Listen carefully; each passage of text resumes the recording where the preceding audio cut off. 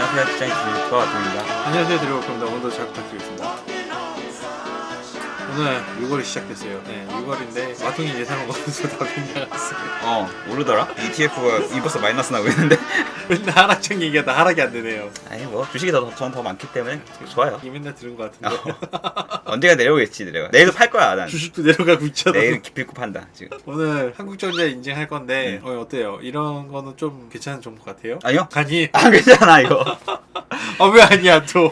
일단 한국전자인증 가져왔는데 네. 어저께 상한가를 오르고 오늘 생각보다 위아래 흔들려도 그래도 플러스 났어요. 네. 지금 10,000원대가 넘었고 이게 왜 제가 봤을 때는 그냥 별로라면은 시총이 너무 작아요? 2천억 아니 높아요. 시총이 2천억인데 그 매출액에 비해서 매출액이 300억이에요. 영업이 40억. 그럼 굉장히 높은 거잖아. 굉장히 높죠. 네. 근데 이제 이게 결국에는 오른 게 기본적으로는 하는 사업은 공인인증서 갱신 할 때 4,400씩 내고 그쵸. 막 그런 거 각종 인증도 떠서 서비스를 하는데 왜 올랐냐? 어제 토스라고 해가지고 인터넷 앱 있잖아요. 네. 토스 뱅크도 있고 토스 주식도 있는데 토스가 이제 나스닥에 상장을 준비한다고 해요. 그리고 예상 시가총액은 7조. 7조. 네. 근데 한국전자인증이 옛날에 여기 토스에 투자를 해가지고 지분율을 4%를 들고 있다고 해요. 오, 꽤 많이 왔군요. 맞아요. 그럼 7조에 4%면 2,800억이니까 네. 아까 2,000억이 숫자가 맞춰지거든요. 그래서 사실은 이렇게 오른 거긴 한데 한국전자인증이 처음 토스 살 때 얼마에 이제 지분을 샀냐? 75억에 샀다고 해요.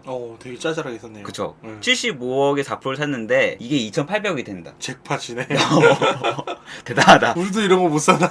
근데 여기 주주들이 보시면은 뭐 하나은행, 하나투자증권, 네. 이랜드 뭐 이런 데가 있잖아요. 근데 뒤에서 설명했지만은 KTB 투자증권도 들어왔다고 해요. 그래서 저는 KTB 투자증권이 좀 더 괜찮은 것 같긴 한데 오늘 근데 올라가지고 애매해요. 근데 아까 토스가 7조라고 했는데 네. 7조면 어느 정도 되는 수준이냐? 이게 시가총액 순위거든요. 코스피 순위. 거짓 LG U+급 토스가 뭐 CJ 제일제당. 그래서 굉장히 큰 수준이다. 과연 그만한 가치가 있을까? 조금 그건 의문이긴 해요. 그럼 은행권은 보통 우리가 50위 안에 순위권에 있나요? 맞아요. 지금 여기 잘려서 그렇지 딱 52, 49위 얘네가 약 8조 정도 수준의 우리금융 막 이렇게 있습니다. 결국은 금융권이 원래 좀 세네요. 세죠. 그건 네. 맞아요. 그건 맞는데 토스 뭐 아직 예금을 엄청나게 받거나 그런 게 아니니까 그쵸. 초창기라서. 그래서 저는 이제 KTB 투자증권도 지금 월봉으로 보면은 미친 듯이 오르고 있거든요. 여기로 자회사 KTB 네트워크스 상장 이슈도 있고 중소형 증권사 중에서 3천억대예요. 또 사면 물리겠죠. 오늘도 한 6,500원, 6,800원 왔다 갔다 했는데 네. 제가 진짜 이게 초장기로 보면 올해 이제 장기로 보면은 10,000원까지도 무난하지 않느냐 이런 내신 신정이 있긴 해요. 근데 개인의 이거는 위험성이 지금 급등했기 때문에 내리 꽂으면은 뭐 마이너스 20, 30% 각오해야 되거든요. 5,000원대 금방 가고서 뭐 개인의 선택. 근데 한국 정주선 인증은 이게 끝이에요. 끝이에요. 아니 사업도 단순하고 토스 때문에 오른 거고 네. 하지 마 개인적으로는. 사야 되는 거 아니에요, 이러면 또. 아니 이거 지분율 봤잖아요. 굳이 토스가 오른다고 하면은 10% 투자 하나투자증권도 있고 아까 KTB 투자증권도 VC에 있거든요. 네. 걔네도 있고 좀 그렇다. 일단 그래서 한국전자인증에서 넣을게요. 오늘 제가 준비한 거는 주제는 데칼코마니입니다. 다 발음 교육부터 다시 할게요. 데칼코마니. 빠르게! 데칼코마니. 발음이 안 되네.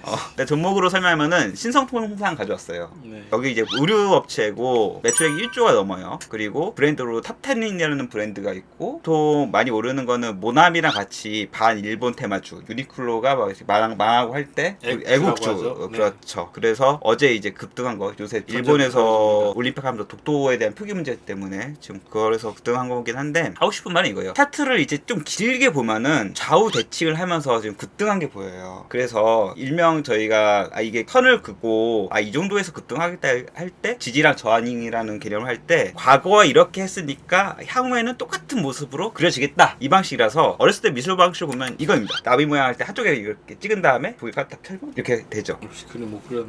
이거 유치원생 그림이에요. 본인 그림 아니었어요? 아니야. 내가 굳이 또 이거를 찾아왔어. 어쨌든 저작권 위반 당하기 그래서 이제 인터넷 설명도 있는데 코스닥 지수예요. 그래서 얼핏 길게 보면은 비슷한 모양으로 그려진다. 그래서 이런 이론들도 많아요. 일명 프랙탈 이론이라고 해가지고 뭐냐면은 부분의 모양이 전체의 모양을 구성한다라고 해서 보통 이제 자연에서도 이제 나뭇잎 같은 모양 할 때 이렇게도 나오고 주식에서도 굉장히 많이 쓰입니다. 진짜요? 궁금한 게 있어요. 뭐요? 이거 확실히 알고 오신 거예요? 그렇죠. 확실해요? 정말 정말? 많이 써요. 근데 우리나라에서는 아니 많이 쓰이는 것도 나서 본인이 확실히 알고 온 거예요?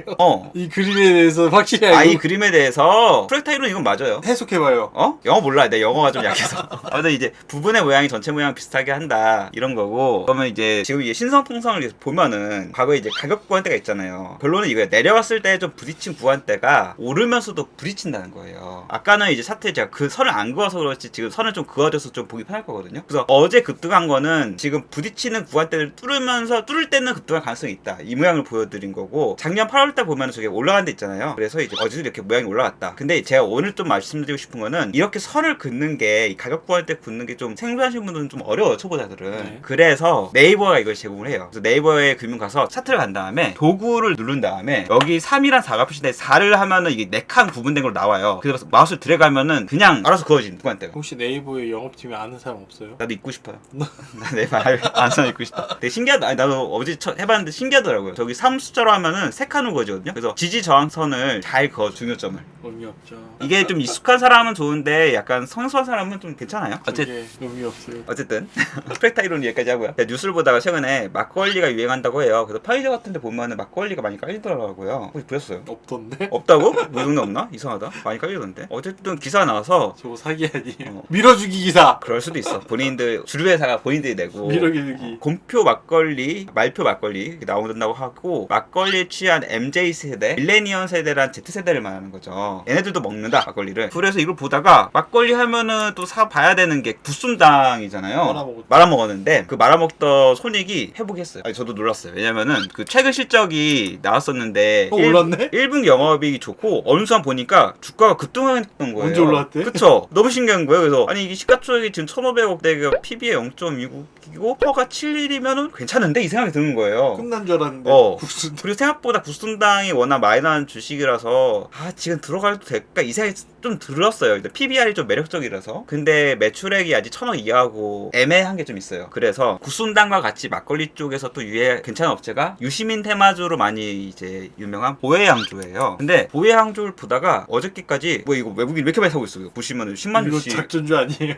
외국인 작전주. 시가총액은 구순당이랑 비슷하거든요. 그래서 아니 외국인이 이거 어쨌든 이게 유의미한 수치잖아요. 그리고 차트를 장기로 좀 보면은 좀 많이 좀 쩔었어요. 밑에 기었다가 이 정도면 이제 올라올만 하지 않을까 이런 생각이 좀 들더라고요. 불평까지 올리나? 그쵸. 그래서 유시민 아저씨가 좀 언론 플레이 좀 해주고 그때마다 좀 그래도 정치 테마에는 엮여 있는 거니까 한번 그냥 단타로 괜찮지 않을까 좀 계속 보고 있어요. 지금 시절에 막걸리 좀 봐도 괜찮을 것 같다. 둘 중 하나겠죠. 뭐야? 물리거나 팔거나.